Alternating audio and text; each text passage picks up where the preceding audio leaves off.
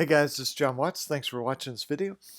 I want to show you this recent case. This came out May the 19th from the Ninth Circuit Court of Appeals. It has to do with the Fair Credit Reporting Act and specifically about how the furnisher of information, the Silver State schools, how they reported after a bankruptcy. But really, the point of this video is about something that we've been talking about for years and years when we train other lawyers, which is do not file claims in federal court because there's this what's called standing argument or Spokeo. Spokeo is the name of a case. And it allows a federal judge at any time to say, oh, you know what? I don't think you've properly met this certain standard, and I'm throwing your case out, even if you're right in what you've brought. So we file cases in state court, and then the defendants almost always, and if they don't, we don't care, but they almost always remove the case to federal court. And that way, if the judge says, hey, I don't think you have what's called standing, they can't dismiss the case. It just goes back to state court. So let me show you. This is an appeal that nobody brought up the issue of standing. And look what happened. So we have this Mr. Hogue is appealing a dismissal of his Fair Credit Reporting Act claim, and they affirm the decision. So I've got a few things highlighted on here. So he says the Silver State Schools Credit Union violated Section 1681 S2B. That's the section of the Fair Credit Reporting Act that says when a furnisher of information, so somebody who provides information to the credit bureaus, when a furnisher of information gets notice of a dispute from a credit reporting agency, now that furnisher has obligations to investigate. So the allegation is, look, you reported the auto loan as past due after it had been discharged through bankruptcy. Now let me stop there. That would be a violation of the law, what's called 1681 S2A. But there's no cause of action. There's no ability to sue for that. You can only sue the furnisher. I'm talking about under Fair Credit Reporting Act. You only sue the furnisher when you've disputed it through the credit bureaus, and then they notify the furnisher. So that's what this second part is. Failed to adequately investigate the disputed credit information after Hogue reported it. So district court, that's a trial judge, granted the motion for summary judgment, said we don't need a trial. Your case is gone. And why did the district court do that? Because Silver State met its reporting and dispute investigation obligations. Now, I obviously haven't seen all the arguments that were put forth or the evidence, but just what's said in this opinion, I think that is an incorrect conclusion the district court made. But here's the real reason I'm bringing this up. Although neither party addressed whether Hogue had Article 3, that's under the Constitution, Article 3 standing to bring suit, we are required to consider standing in the first instance when it implicates our jurisdiction. So standing is an essential, unchanging part of the case or controversy requirement of Article 3. And it says, do you have an injury in fact? So we say we have a two-part test to see if you have a, quote, injury in fact. And this goes to the Spokeo case. Now, the Spokeo case, we have a decision from the Ninth Circuit. It goes up to the Supreme Court, then it goes back to the Ninth Circuit, and then I think it went back to the trial court and then back to Ninth. So there's a whole bunch of these Spokeo. But when people talk about Spokeo, what they mean is this argument that, hey, plaintiff, you do not have a concrete injury or an injury in fact. And because of that, no matter if you have the best claim in the world, your case gets kicked out of federal court. And if you filed it in federal court, you have no case. Well, what happens to statute of limitation? Well, normally it's going to just keep on rolling. So if you file suit and then 6 months later would be when the statute of limitation would expire, normally it's not a problem because you filed 6 months ahead of time. But then 2 years down the road, your case gets kicked out, you're out of luck. We've had companies even bring this up in what's called the pretrial conference, where we are talking about, okay, how many days of jury trial will we need in federal court? And what exactly will the jury charges be? And what are the final deadlines? I mean, we're right there on the I won't say the eve of trial, but like maybe 6 weeks away from trial. And the defendant says, oh, well, we'd like to make a Spokeo challenge. And so for 2, 3, 4, 5 years, all your work can be gone because the case can be dismissed. So you'll see, again, why I keep harping on this, and this is mainly for the lawyers watching, that got to file stuff in state court or be really, really, really confident you're not going to have this happen to you. So let's go back to the text here. So 2 ways to show concrete injury: statutory provision at issue. Provisions at issue were established to protect concrete interest, and if that's true, then whether specific procedural violations allege actual harm or material risk of harm. And they say, look, that first prong is satisfied because FCRA is designed to protect your privacy interest, and so that's good. But you have to look at that second prong, which is this. So whether the alleged procedural violations actually harm the consumer or present a material risk of harm to the consumer's concrete interest. And here they're saying the plaintiff has not shown the inclusion of the account actually harmed or present a material risk of harm. So they say, first of all, there's no harm to your concrete interest because no third party's made an adverse credit decision based on disputed information. That is not the standard, okay? They're just wrong on that. I mean, this would be like saying, I'm suing you for defamation because you told a potential employer that I'm a convicted child abuser. And that's totally untrue. And then the court go, well, I mean, yeah, John, it's false what was said, but you still get the job anyway, so no harm, no foul, right? No, that's not the way it works.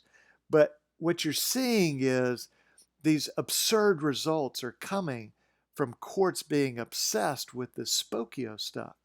And because what the Supreme Court has done, they've kind of boxed themselves into a corner where they have to consider it. So, I mean, I can't tell you how many times, like years ago, I would do these national webinars and talk about the TCPA. So where we're suing robo-dialers for, blowing up our phones. And I'd say, bring them in state court. And I get feedback like, why does that idiot keep talking about state court? Like, you can bring these in federal. I'm like, I know you can bring them in federal.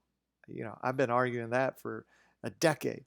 But my point is, because of the Spokeo, you're always at risk that some judge or group of judges down the road will go, you know what? I don't think you have a concrete injury. I'm throwing your case out. And people told me, oh, John, you're just, you're seeing shadows everywhere, and this is totally absurd. Well, we're seeing more and more of this come about. And the solution is to file in state court. All right. So get off that soapbox and let's go back to the text here. They say for other damages, district court discounted claims of out-of-pocket expenses, emotional distress, because it did not provide supporting evidence of those damages. Now, I don't know. Maybe he did, maybe he didn't. But if you're going to present economic damages, out-of-pocket expenses, emotional distress damages, you do have to make sure that you properly prove those damages up.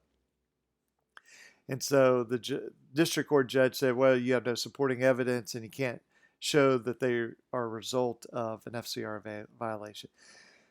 And then the appellate court says there's no material risk of harm to your concrete interest.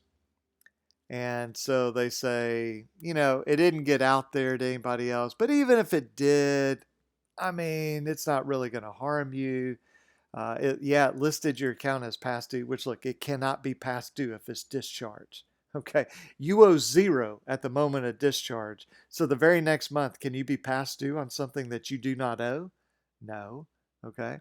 Otherwise, why doesn't Bank of America put on your credit report that you're past due on, the loan for the Empire State Building? You're like, well, I don't owe anything on the Empire State Building. They go, yeah, but you're still past due. No, that's absurd. So then they say, although the report listed as past due, it also described the account as being discharged by bankruptcy, so therefore it's not materially misleading. Again, that's just wrong. I'm glad I'm not in the Ninth Circuit, okay, because that's just flat out wrong.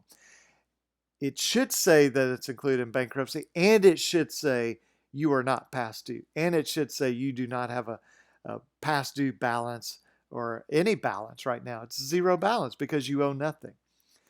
And so the court concludes, hey, you didn't suffer a concrete injury. In fact, so we're dismissing your case. Now, they didn't even get to the merits of it to say, well, was the credit reporting right? Was the credit reporting wrong? They just go, you know what? We don't need to do that. We can kick you out of court because you don't have standing. So again, I'm saying if you're bringing these cases, unless you are really, really confident, I would bring them in state court. If they're left in state court, that's great. Litigated in state court. But look, the defense attorneys, it's almost irresistible. They must remove. Let me tell you why they have to remove. Because if you light them up in a big verdict in state court, all their competition will tell their client and other clients, you know what, I can't believe some idiot would leave such a dangerous case in Alabama State Court or Georgia State Court or Florida State Court, wherever you are. So anybody else would have removed that to federal court and you would never get hit with a big verdict. Now, truth of the matter is, it's just as easy to get a big verdict in federal court as state court, okay? But there's this perception out there. So there used to, for those of you who are old enough, you'll remember this, there was an old line about buying computers. And this is way back when literally, we had the few Apple computers and then we had IBM computers, what we would call a Windows computer, PC nowadays. But the expression was nobody ever got fired for buying from IBM.